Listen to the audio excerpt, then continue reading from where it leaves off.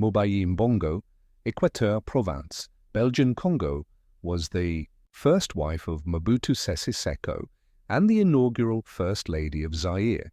She belonged to the Ngbandi ethnic group, which was also the ethnic background of Mobutu.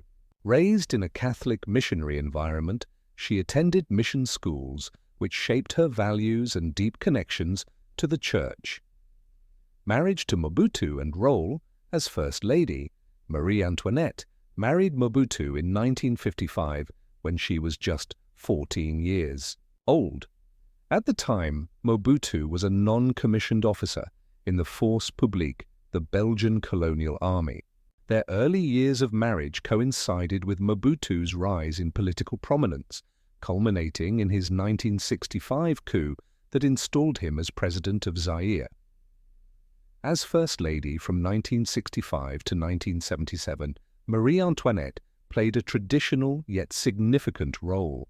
She maintained a dignified and reserved public persona, upholding the image of a devoted wife and mother.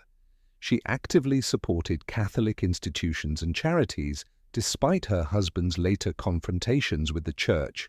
Unlike some other African First Ladies who wielded political influence, Marie-Antoinette remained largely in the background, representing stability and family values. The role of family and motherhood. Marie-Antoinette bore 9 children, among them Jean-Paul, Niwa, and Kongulu Mobutu. Her role as a mother was central to her identity, and she was deeply involved in raising her children despite the demands of public life. Mobutu, however, was known for his polygamous lifestyle, and he later took Bobby Ladawa as a second wife. This development, along with his numerous affairs, created personal challenges for Marie-Antoinette. Despite these difficulties, she remained an important figure in the family and maintained her position as the First Lady.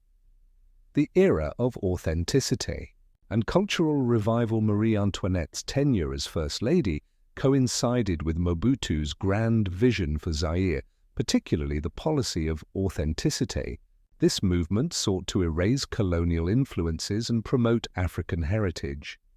As part of this cultural shift, many Western symbols were abandoned, and Zairians were encouraged to embrace traditional customs.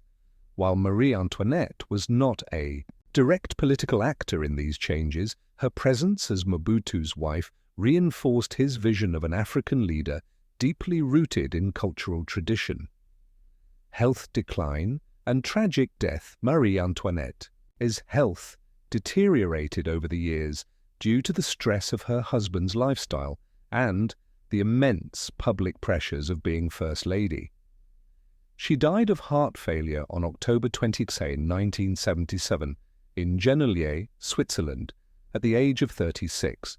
Her sudden passing marked the end of an era, as she had been Mobutu's primary wife throughout his rise to power. Her death also paved the way for Bobby Ladawa to officially take over as First Lady of Zaire. Burial and legacy. After her death, Mobutu ordered the construction of a vast mausoleum in her honor in Ngbandi, his hometown. The mausoleum was intended to serve as a lasting tribute to her memory. However, after Mobutu's downfall in 1997, the chapel where she was initially buried was destroyed, and her remains were relocated by relatives. This act symbolized not only the erosion of Mobutu's legacy, but also the transient nature of political power and influence. The legacy of Marie-Antoinette. Marie-Antoinette Mobutu's life remains a compelling story of devotion, resilience, and sacrifice in the shadow of one of Africa's most controversial leaders. While she did not hold political power herself, she played a critical role in shaping Mobutu's public image as a family-oriented leader. Her legacy is inseparable from that of Zaire's tumultuous history, representing both the grandeur and the fragility of the Mobutu era. Born Marie-Antoinette Gbiatibwa Gogbe Yetene around 1941 in Banzyville, Équateur Province, in what was then the Belgian Congo, she belonged to the Ngbandi ethnic group, just like her future husband, Mobutu Sese Seko. She married Mobutu in 1955 when she was just 14 years old, and their union became one of the most defining relationships in Zaire's history. Despite the challenges of being married to an increasingly powerful and authoritarian ruler, Marie-Antoinette remained a steadfast presence in Mobutu's life and bore him 9 children. She played a crucial role in the family's social and religious life, maintaining strong ties with the Catholic Church, even as her husband often clashed with religious institutions. As the First Lady of Zaire from 1965 to 1977, she represented the traditional values of the nation. Though she never wielded official political influence, she provided a sense of stability and continuity to Mobutu's regime, embodying the image of a devoted wife and mother. Her presence at public events, her elegance, and her support for charitable and religious causes made her a beloved figure among many Zaireans. Her death on October 22, 1977, in Genolier, Switzerland, due to heart failure, marked a significant moment in Zaire's history. Mobutu constructed an elaborate mausoleum in her honor in Ngbandi, underscoring the deep personal loss he felt.